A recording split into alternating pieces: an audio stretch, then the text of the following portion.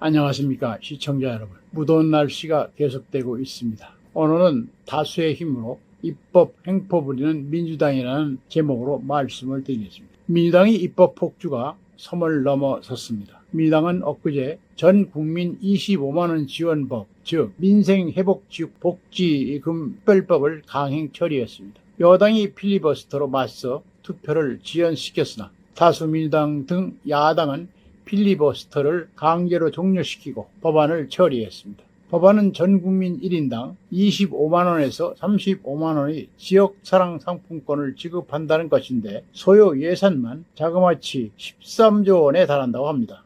민주당은 또 기업들이 펄쩍 뛰는 이른바 노란봉투법, 즉 노동조합법 개정안도 밀어붙이고 있습니다. 아마 오늘 통과시킬 것 같습니다. 두 법안이 모두 통과되면 국민의힘은 윤석열 대통령에게 개의 요청을 건의할 것으로 보입니다. 최상병 특검법처럼 야당이 강행 처리, 대통령 거부권 행사, 국회 재의결 후 폐기로 이어지는 22대 국회 정쟁 안건의 악순환이 되풀이되는 셈입니다. 22대 국회가 개원한 지도 2달을 넘겼는데도 처리한 민생 경제 법안은 단 한 건도 없습니다. 오직 정쟁적 사안만 놓고 강행 처리와 재의결의 드잡이만 이어가고 있습니다. 이재명 전 대표가 지난달 10일 차기 당대표 경선 출마를 선언하며 오직 국민들이 먹고 사는 문제에 천착하겠다고 다짐하며 먹사니즘을 표방했건만 지금의 행보는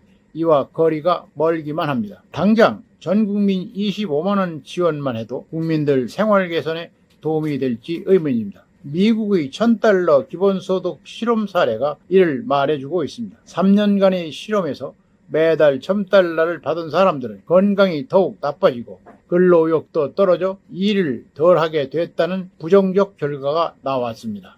지금은 경제활동 제약으로 지원금을 받은 코로나 때와는 상황이 다릅니다. 올 상반기 세수에 10조 원이 펑크가 났다고 합니다. 그런 터에 13조 원을 들여 25만원씩 뿌리면 재정 부담과 물가의 금리 불안만 가중시킬 뿐입니다. 민주당이 기대하는 민심 얻기에도 별 도움이 되지 않을 것입니다. 무엇보다 헌법상 예산 편성권이 정부에 있는데 정부의 동의도 받지 않고 야당 마음대로 나라 돈을 뿌리는 건 우연 소지가 충분합니다. 21대 국회 때 폐기된 노란봉투법은 더더욱 우려를 하지 않을 수 없습니다. 이 법에는 산업계 전반을 뒤흔들 독소조항이 수두룩합니다. 이 법안이 시행되면 원청기업을 상대로 하청기업의 쟁의 행위가 가능해지기 때문에 수백 개의 협력업체를 둔 자동차, 조선, 건설업체 등은 1년 내내 파업에 시달릴 뿐입니다.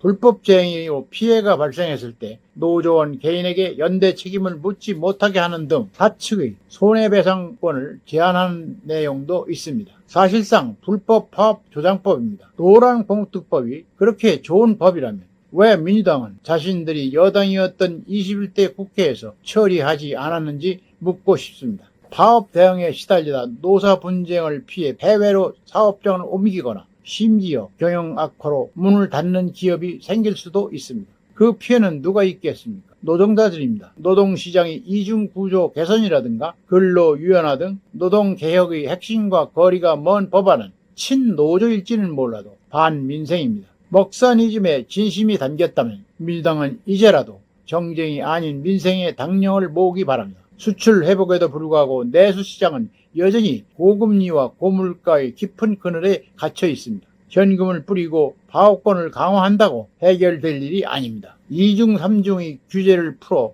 투자의 신기술, 서비스를 창출해야 합니다. 연금개혁과 인공지능법, 반도체 산업지원특별조치법 등 민생 법안들을 처리하는 것이 먼저입니다. 민주당은 늘 한국민주주의 뿌리를 자처해왔습니다. 그러나 요즘 민주당의 행태는 민주주의에 역행하는 다수의 힘을 믿고 횡포만 부리고 있습니다. 이런 식으로 계속 상권 분립과 공화정의 정신을 훼손한다면 결국은 거대한 민심의 역풍을 맞게 된다는 것을 잊지 말아야 할 것입니다. 오늘은 여기까지입니다. 끝까지 시청해주셔서 감사합니다.